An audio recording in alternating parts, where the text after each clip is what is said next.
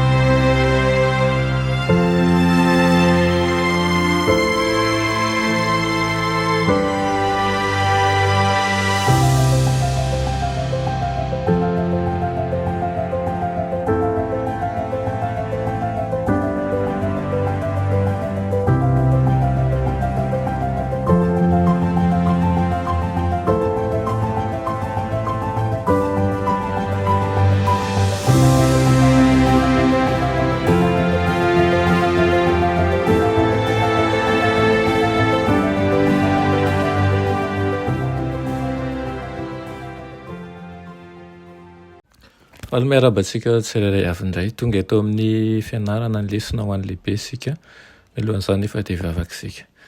Andriamanitra tomponay ao mbola misotro anao izay fa mbola mena izao fotoan'izao fa anay mandray sy mandinika ny teninao.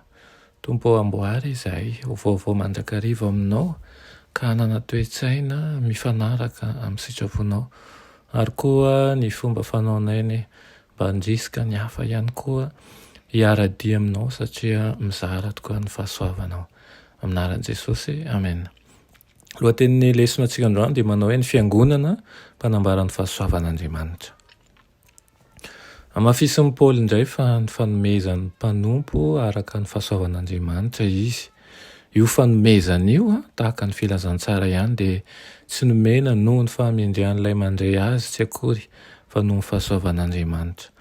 Asongadin'ny Paoly io tebiko io amin'ny filazan'ny tena no kely noho ny kely indrindra amin'ny olona masina rehetra.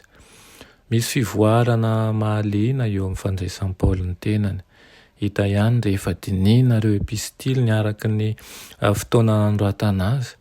Tany aloha dia mitaky ny andraisana azy amin'ny maha-apôstôly voatenin'Andriamanitra azy izy. Taty aoriana nefa dia ambany indrindra ny apôstôly sy tsy mendrika tao hoe apôstôly ny ilazan'ny tenany. Eto amin'ny Efesianina dia kely noho ny kely indrindra amin'ny olona masina rehetra no fahitan'ny tenany. Ary farany dia lohany na ratsy indrindra amin'ny mpanota no anoritsoritany tenany. Angamba izany fizotra ny fisainan'i Paoly izany no mahatonga an'ilay fanambarany Madamo White hoe arakaraky ny anakekezanao an'i Jesosy no maika hisehoan'ny tenanao ho betsiny kokoa eo anatrehanao satria mihamazava kokoa ny fahitanao ara-panahy ary ny kilemanao koa ho hita mifanohatra indrindra amin'ny toetrany tsy misy tsiny.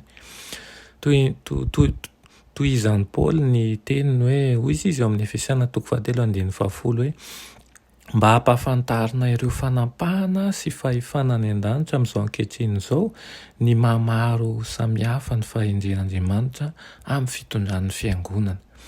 Izy ary ireo fanampahana sy fahefanany an-danitra mba reto ireo. Na dia tsy milaza ny toeran'ireo fahefan'ireo aza Paoly eo amin'io andininy io dia azo heverina ho fahefana ratsy ireo araka ny voalazana Tsipriany eo amin'ny Efesiana 4:9. Raha izany no izy ny fiangonana izay mampikambana ny jios sy ny jentilesy vahoaka roa izay nisaraka tanteraka fa iny dia manjary fanambarana manakohako eo anatrehan'ireo fanampahana sy fahefana any an-danitra izay an'ny demonia. Ny drafit'Andriamanitra ho an'ny avo dia ny anangonany zavatra rehetra ho iray eo amin'ny Kristy na ny any an-danitra na ny etỳ an-tany. Fantatr'izy ireo izao fa andalam-pahatanterahana ny planin'Andriamanitra ary azo antoka ny hafaran'izy ireo.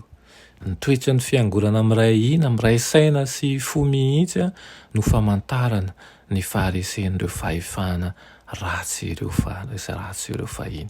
Koa dia asaina izany ny fiangonana mba iray hina, mba iray saina, mba iray fo, mba hahafaha mamiroso mandrakariva ho mifantanterahana ny planin'Andriamanitra.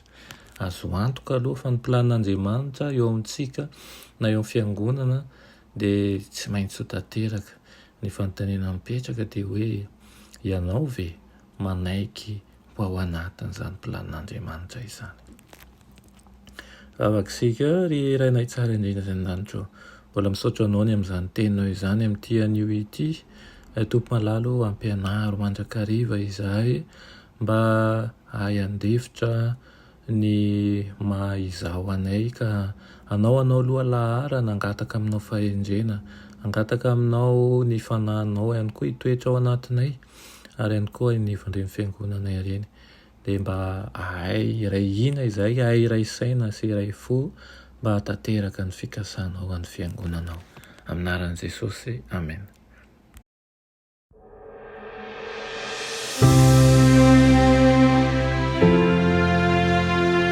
Mianatra eo an-tongotry Jesosy isan'andro.